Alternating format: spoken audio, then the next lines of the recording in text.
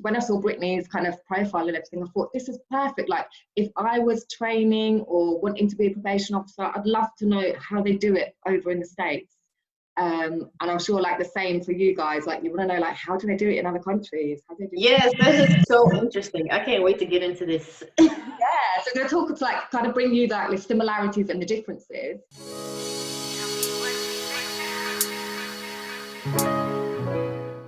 Today we're chatting with online tutor, published author, and probation officer Sarah Edwards from the UK. I hope you enjoy the video. The first difference, so over here, so it's split into two. So there's the government-owned probation and the private-owned. I don't know if it's like that over there. And they split it just as I qualified. So in about 2014, there was a big like reform. So it all used to be one thing. And then they changed and said, no, we're going to split it. So some of you are going to work for the private sectors, some of you are going to work for the government. So the private sector, I work for the government, so the private sector has high caseloads like that. They have about 100. So is yours split like that? Like government owned? Most people on probation over here, it's all ran by the government, but there are some private probation offices, which that's kind of controversial. People don't really agree with that. They think like it's just for profit and they're just trying to make money. Are you required to see the offender once every month, or how often? Well, it depends. So we have kind of guidelines, what they call like national standard guidelines. And the government owned works with the like most high risk offenders, and the private sector are kind of low risk, medium risk offenders. The government is mainly violent and sexual offenders. So because of that, most of them are high risk, so we have to see them every week. But then if they are they've been high risk, but they've gone down to medium, or, you know, they're quite stable in kind of what they're doing, there's no reoffending, then they can be seen once every 2 weeks or once every month. Some lifers can be seen every 3 months. So how is it for you? So that makes a bit more sense if you only have 40, maybe a caseload of 40 or 45. If you're seeing them every week or every 2 weeks, I mean, that is a lot. But if somebody's supervising 150 offenders, you're typically seeing most of them only once a month. And then, some of them you might see every 2 weeks, just depending on how they're doing on probation. But most often it's just once a month. So maybe that's why the caseload is so much higher. So even if they're like high risk, like what happens to that high risk, violent sexual offenders? Are they seen monthly as well? Yeah, they're seen weekly. Okay. Yeah. And so we have specialized officers who handle only sex offenders, or who handle only high risk cases, and their caseloads are a lot smaller, or they handle only substance abuse cases, which their caseload might be 40 or 50, kind of like in the UK. Oh, okay. Yeah. So maybe that's why. And that's why they split the government and the private sector. So the government kept all the like violent and sexual offenders. How is the pay? Like, is the pay rate for the PO the same in government and private? Yes, it is, because when they changed, they kept all the terms and conditions the same. But I know that was only like a short-term thing. So I think there'll be more flexibility. You know, when they like hold on to your terms and conditions when you move company, so they kept it all. So at the moment, I think it's around about the same. So the pay, so when I was starting training, so I trained in London. So if you train in London, you get like what they call London waiting. So you get an additional like £3,000 in your salary, because London's an expensive city. So I think it was starting salary was like 24,000. So once you qualify, I think it went up to 27,000, almost £28,000. And then how much is that in dollars? Oh, we're gonna have to calculate that. I don't know. Let's have a look. So £27,000 is about $35,487. Okay, yeah, that's like comparable. Okay, yeah. Oh, I did have a question. So if a probationer or an offender doesn't pay like supervision fees to their to their case in a set amount of time, do you guys issue warrants for them for their arrest? Do they go to jail? So that's something new. So we don't have supervision fees. So what, I mean, we have like court fees. So when they've been sentenced for an offence, they'll pay like court costs or victim surcharge. So I think the victim surcharge is 60, and then court costs sometimes like a couple of £100, depending on their case. And it's only if they get sentenced to a fine. So do all of your people have supervision costs then? Yeah, they have supervision fees, they have court fees, they have fines, and they have some more fees. It's just a lot of fees. And they're basically paying to be on probation. That's how most of them feel, yeah. How much do they pay? Well, monthly, the average is $60 just for supervision fees. And then they pay for the cost of the drug tests, which could be anywhere from $5 to $20 each. Yeah, and then they have to pay the fees for the classes, and they have to pay the fees to the court monthly, and then have to pay the fines to the court monthly. It's a lot. Wow. So does that make them attend the classes, like more likely to attend the classes, or are they more likely to kind of just not go? That's the thing. Most of them, they try to get it done, but most of the people on probation, they don't have money like that to be paying for all of this stuff. Yeah. So oftentimes they'll get to the end of their probation and it's not done, and then that's a violation, and then they end up going to jail because they didn't have the money to take the class, which is terrible. Oh, really? Yeah. Can they pay that off like slowly, like £1 a month? No. If you they haven't paid it by the end of their probation, you go to jail basically. They'll either go to jail or the probation will be extended to give them time to pay it off. Wow. So what help do they get to pay it? Like, are you like helping them find jobs or? Not really, to be honest. Yeah. If you have some probation officers that will go that extra mile, which would be like a really good probation officer, because most of them have so much on their plate already, they don't really have time to act as an employment recruiter or something. Like we have other stuff to do. But we try to hand out resources to let you know, okay, you can go here and look for work, or one of the other offenders tells me about a job, then I'll share it with everybody else. Oh, so do you have like employment advisors that work as like for probation? Not exactly. We kind of work with different agencies outside of probation that help. Yeah, but we don't have like that type of person on the probation staff. Yeah, that's kind of how ours is as well. It used to be, and then since they changed it, so we now outsource that to like a private agency, and there's just like one person for the whole like local office. So if they want to be referred into that for like education and training help, it's up to them to go to those appointments. But they don't have to pay for it. It's there, it's free. So if they don't use it. But then again, you think, and you're like, we're supervising adults. So at some point, we can help you as probation officers, but you have to help yourself too, Yeah, definitely.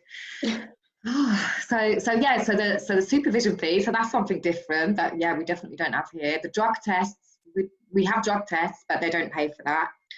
That's just like, if it's a part of their license or their order, they just get tested, and it's normally like an outside drug agency, so it's like a separate drug agency, and they will go there to get tested.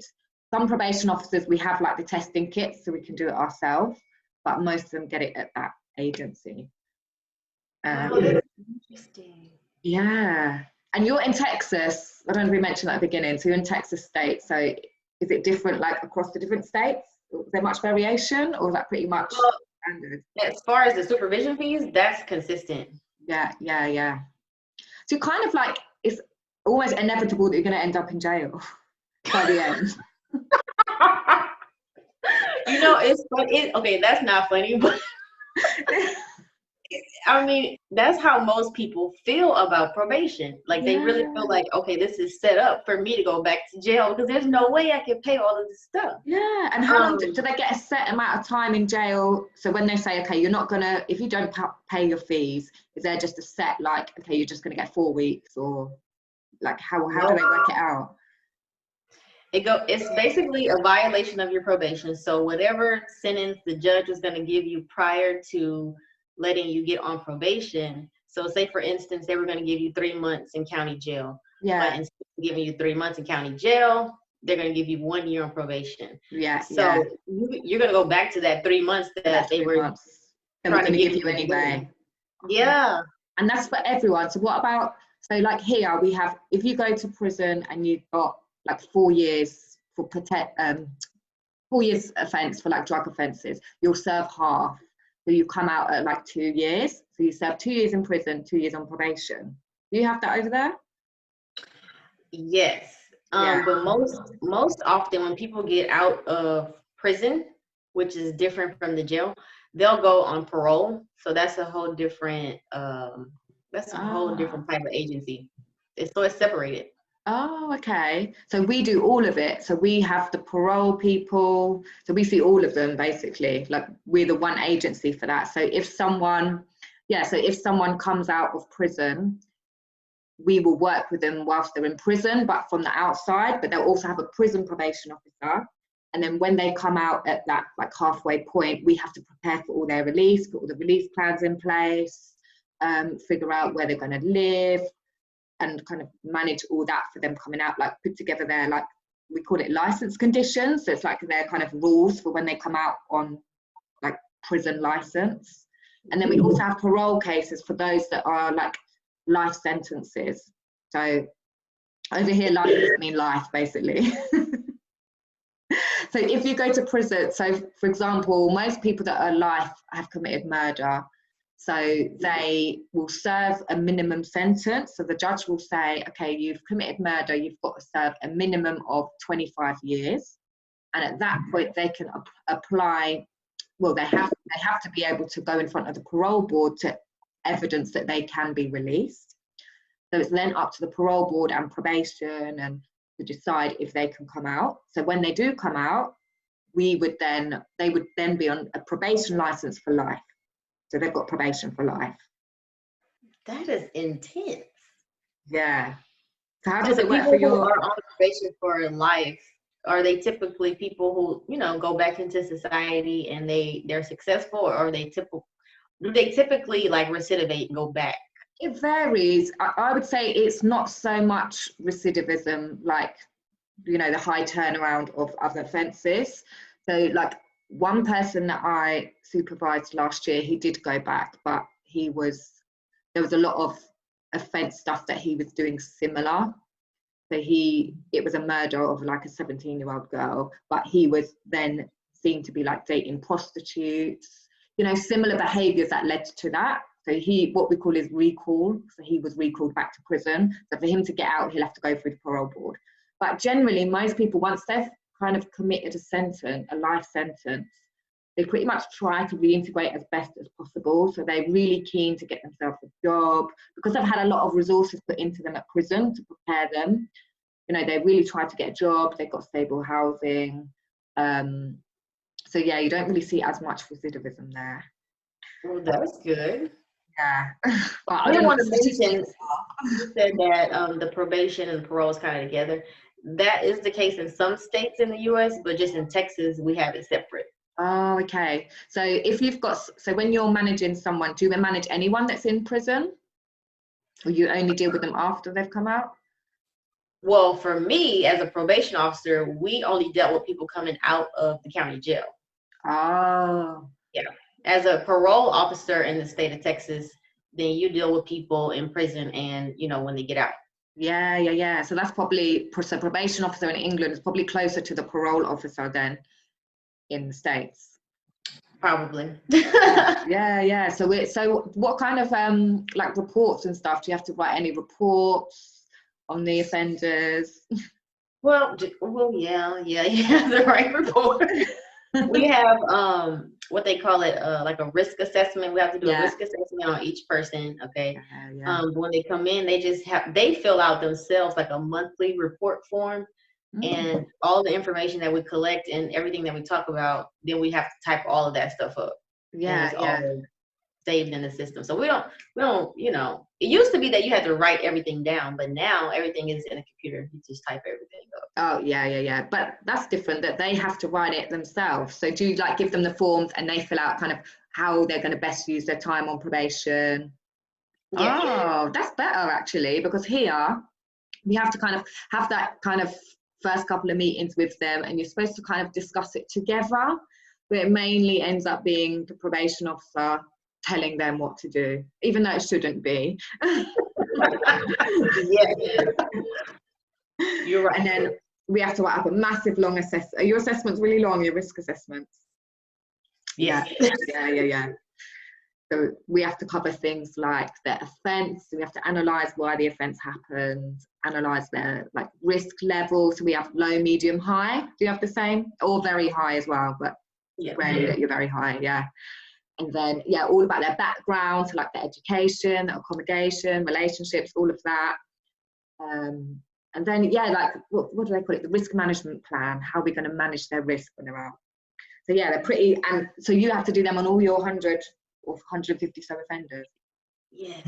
It is so tedious. At your desk typing. And then we have to reevaluate. We have to do it every year. Do you guys redo it every year? Yeah, so they used to have standards where we had to do it every 12 weeks, and then they relaxed those, and it's kind of just when anything changes, which for offenders is quite a lot. You know, they're quite often changing accommodation or, changing relationships, changing jobs. So you're supposed to do it regularly, but when things are so tight, that's one of the things that they kind of let go and say, okay, you don't have to do your reviews. But for the people in prison, that's a yearly review. Wow. I couldn't imagine doing a risk assessment on somebody who's on life probation. Like, it just seems like that would be so sad. Like, I don't know.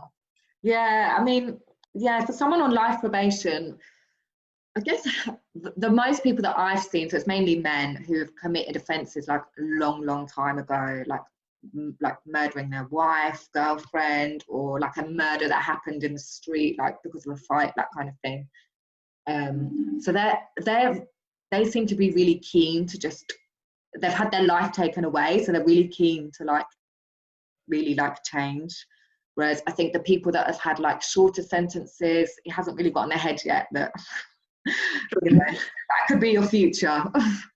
What kind of I guess security, or not security, but are you guys the kind of probation officers who carry weapons, or do you have police officers that work in your office? Yeah.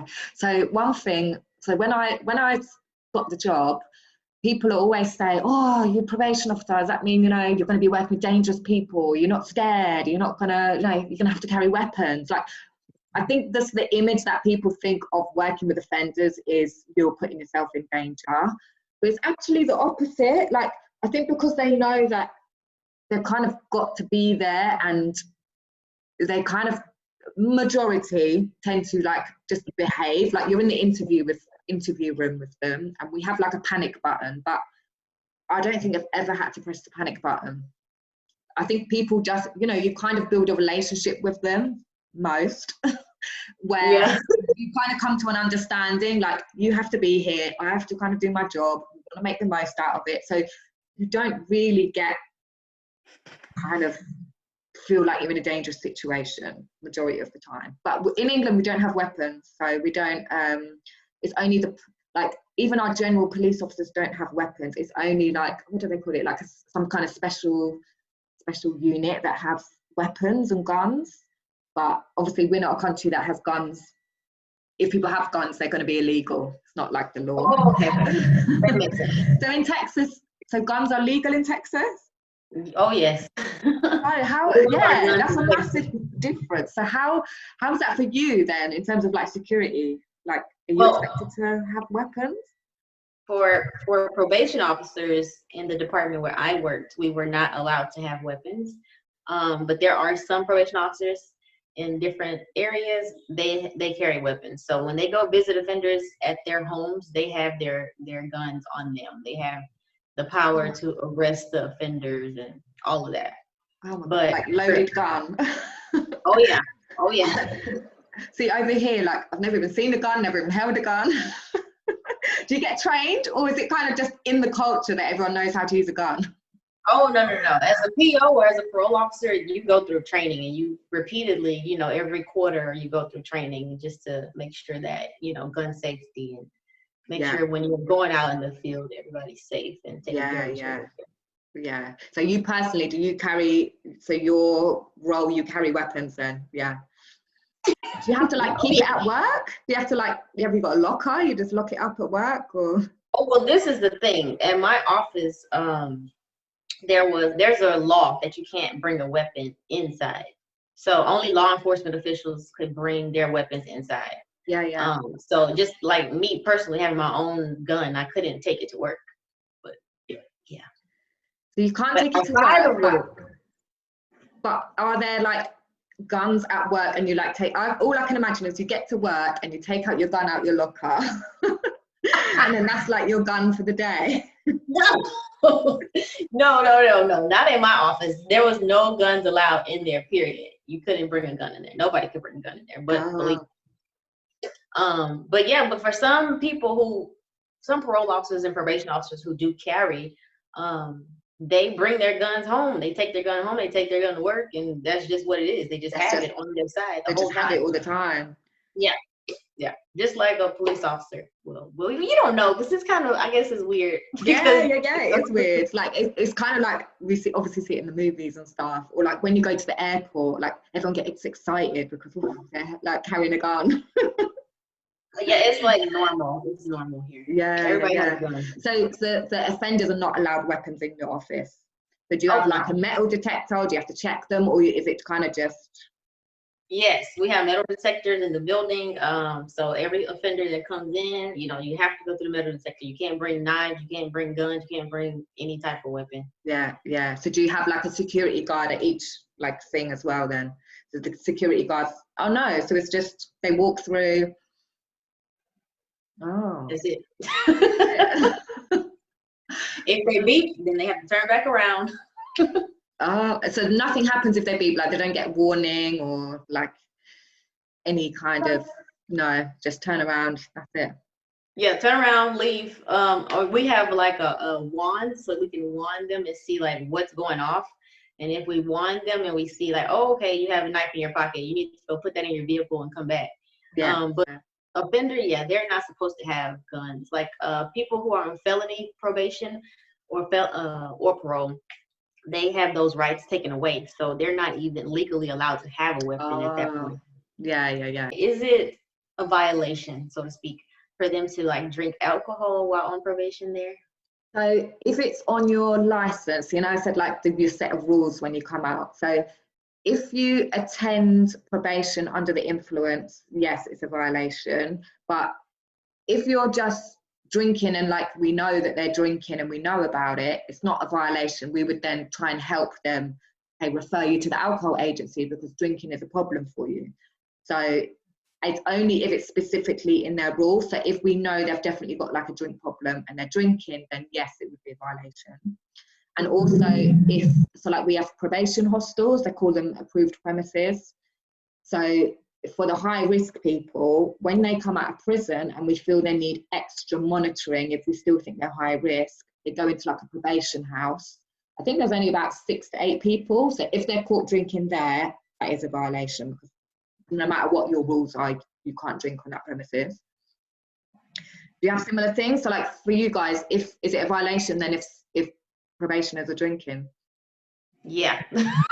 It doesn't matter. Well, for my agency where I worked, it doesn't matter what type of offense that you're on probation for or what crime you committed. There is absolutely no drinking while on supervision.